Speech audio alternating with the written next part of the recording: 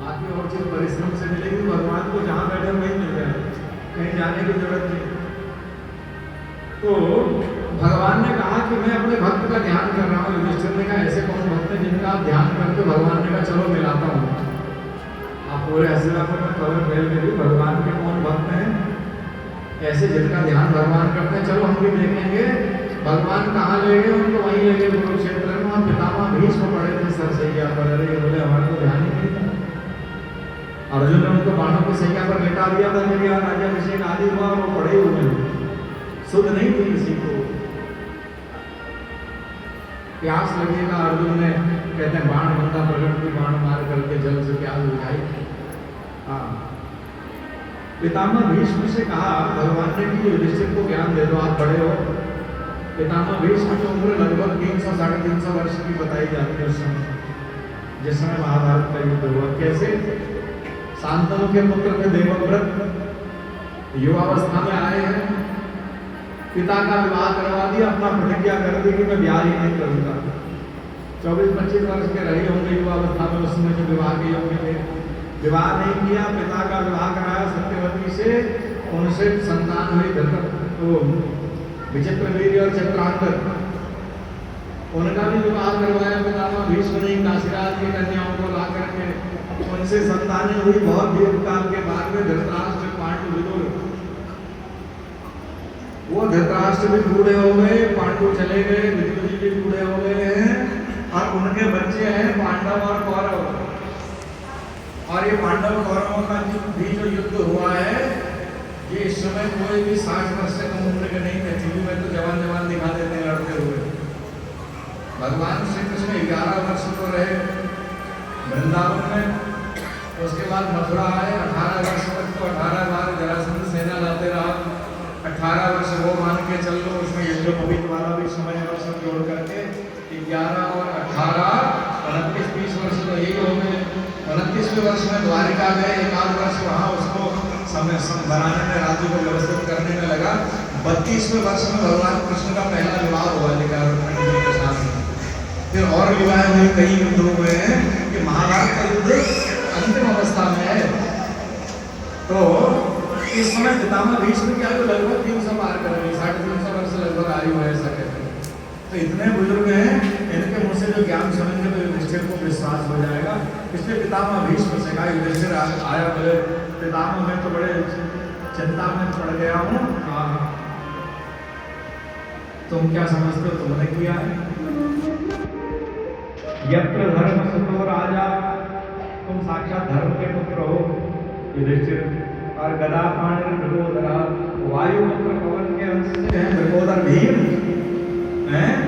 अर्जुन जैसे गांडीवधारी अस्त्री कृष्णो स्त्री गांडीवम चापम सुरत कृष्णस्ततो विवत, नकुल सहदेव जैसे योग्य आज्ञाकारी भाई, और तुम्हारा कल्याण चाहने वाले सदैव श्री कृष्ण तुम्हारे साथ में, फिर भी इतनी विपत्तियां क्यों मिली तुमको? ये युधिष्ठिर तुम जानते हो?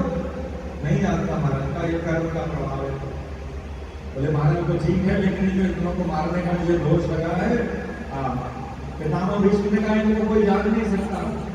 तुम सोच रहे होगे कि तुमने मारा है, मैं बताता हूँ। यम मन्य से मातुलेयम, जिनको तुम अपने मामा का पुत्र मानते हो, प्रियम अपना प्रिय संबंधी मानते हो, मित्र मित्र मानते हो, सुहृतम अपना शुभचिंतक मानते हो, अकरो जिनको तुमने अपना नौकर बना दिया। राष्ट्रीय में भगवान कृष्ण ने ड्यूटी पत्तल उठाई, महात्माओं के चरण धोए, सचिव बना दिया, दूत बना दिया, सारथी दूत, और सारथी सारथी, यहाँ तक कि सारथी का भी काम करवा दिया। किसी की दृष्टि इन पर नहीं थी, केवल मैं जानता था। बाण सबके चल रहे थे, लेकिन जो भी मर रहे थे सब में से दिव्य ज्योतियां निकल करके कृष्ण में ही समा रही थी। और इस युद्ध में जितने मरे हैं सबका कल्याण हो गया, क्योंकि सबने श्री कृष्ण का दर्शन किया। कृष्ण दर्शन, ये युधिष्ठिर तुझे लगता है मैंने मार दिया, वास्तव में सबको मारने वाला तो श्री कृष्ण है। जिस समय अर्जुन को विराट रूप दिखाया वो दृश्य भी मैंने देखा। भगवान के पेट में ही समस्त ये कालों के पिता महाकाल सब तो इन्होंने भक्षण कर दिया। और तब नहीं भक्षण किया युद्ध में, कहा इन्होंने उसी दिन सबको मार दिया था जिस दिन द्रौपदी का वस्त्र खींचा जा रहा था और हम सब चुप थे। उसी दिन हम सब मर गए थे, भगवान ने मार गया था, ये तो शरीर पड़े थे इनको निपटाना था। युधिष्ठिर के शंका का समाधान किया। दान धर्मान, राज धर्मान, मोक्ष धर्मान, विवाह स्त्री धर्मान, भगवत धर्मान, समासभ्यास योग विस्तार से वो संक्षेप में राजा का क्या धर्म, दान धर्म क्या, योग का क्या धर्म है, मोक्ष का धर्म क्या है, स्त्री का क्या धर्म है, भगवान की भक्ति का धर्म क्या है, सब विस्तार से बताया। महाराज पितामह भीष्म ने उत्तरायण का इंतजार कर रहे थे, ज्ञान देते रहे। अंत में विष्णु सहस्त्रनाम समाया। विष्णु सहस्त्रनाम युधिष्ठिर को प्रदान किया, इसका पाठ करो, ये संकेत है तुमको भी किसी को डिप्रेशन हो जाए, कुछ हो जाए, बहुत टेंशन हो जाए, आप विष्णु सहस्त्रनाम का पाठ करिए। विष्णु सहस्त्रनाम माने भगवान विष्णु के 1000 नाम। आप जो संस्कृत पढ़ सकते हो तो विष्णु सहस्त्रनाम पढ़ो, और संस्कृत नहीं पढ़ सकते हो, जो माताएं विष्णु सहस्त्रनाम न पढ़ सके तो माला ले लें तुलसी की, और 10 माला में भगवान का कोई भी एक नाम जपो तो 1000 नाम हो जाएंगे। एक माला में 100 नाम हो जाते हैं, 108। 1000 बार भगवान का नाम जपोगे, अपने आप चिंता से दूर हो जाओगे।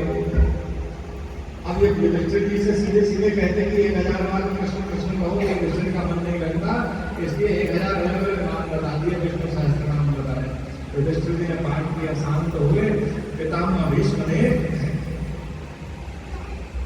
भगवान श्री कृष्ण से कहा कि हे कन्हैया, मैं तुमसे क्षमा चाहता हूं, मैंने आपको अपना इष्ट माना है, लेकिन मैंने आपके प्रति एक अपराध किया है।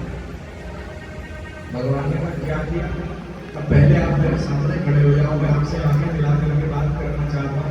आप पितामह भीष्म लेते हैं नीचे और सामने देख रहे हैं, तो भगवान को पितामह भीष्म के चरणों की ओर खड़ा होना पड़ा। सामने खड़े हैं, पितामह भीष्म कहते हैं सदैव देवो भगवान प्रतीक्षताम कलेवरम यावदम हिरण्यम। वो देवताओं के भी देवता भगवान कृष्ण प्रतीक्षा करें, कब तक? जब तक नहीं शरीर नष्ट न कर दो, शरीर न छोड़ दो। भगवान का चेहरा रख गया, बोले इनको तो इच्छा मृत्यु प्राप्त है, कहीं 2-4 साल नहीं मरे, ऐसे लेके जाएंगे तो मेरे को तो खड़ा ही रह जाना पड़ेगा। तो पितामह भीष्म कहते हैं नहीं नहीं, ऐसे मुरझाए मुझसे नहीं। प्रसन्न हासा ऋणलोचनोल्लसन मुखाम्बुजो ध्यान चतुर्भुज रूप में आ जाओ। मैंने चतुर्भुज नारायण की उपासना की, श्री कृष्ण ने चतुर्भुज रूप धारण कर लिया। कृष्णावतार में जहां जरूरत पड़ी भगवान ने खोल करके दिखाया मैं भगवान हूँ। चतुर्भुज संघ चक्र गदा पद्म लेके खड़े हुए, मुस्कुराते हुए भीष्म के सामने भक्त की अंतिम इच्छा पूरी करने। और बताओ क्या कहना चाहते? पितामह जी का सब लोग कहते हैं कि ये भीष्म ने भगवान की प्रतिज्ञा तोड़वा दी। भगवान की प्रतिज्ञा थी कि मैं युद्ध भूमि में शस्त्र नहीं उठाऊंगा। अब पितामह भीष्म ने प्रतिज्ञा ले ली कि आज जो हरि में शस्त्र कहा हूं, तो लाजो गंगा जंगी को सांत्वन सुत न कहा हूं। अगर आज श्री कृष्ण को मैंने शस्त्र उठाने पर मजबूर नहीं कर दिया तो मैं गंगा का पुत्र नहीं, सांत्वन का पुत्र नहीं। धन्य है भगवान, आपकी प्रतिज्ञा भला कौन हो सकता है, लेकिन आपने मेरी प्रतिज्ञा को रखने के लिए अपनी प्रतिज्ञा तोड़ दी। तो भगवान ने कहा क्यों तोड़वाई मेरी प्रतिज्ञा? पितामह भीष्म ने कहा महाराज, इस समय विश्व के सबसे बड़े योद्धा आप हैं धरती पर, आपसे बड़ा कौन योद्धा? लेकिन कल को जब इतिहास लिखा जाएगा तो विद्वान लोग इतिहास में लिखेंगे कि महाभारत का भी युद्ध हुआ भारत में, तो लोग पूछेंगे भाई इसमें सबसे बड़ा योद्धा कौन था? तो सब कहेंगे कि इसमें सबसे बड़े योद्धा तो भगवान कृष्ण थे।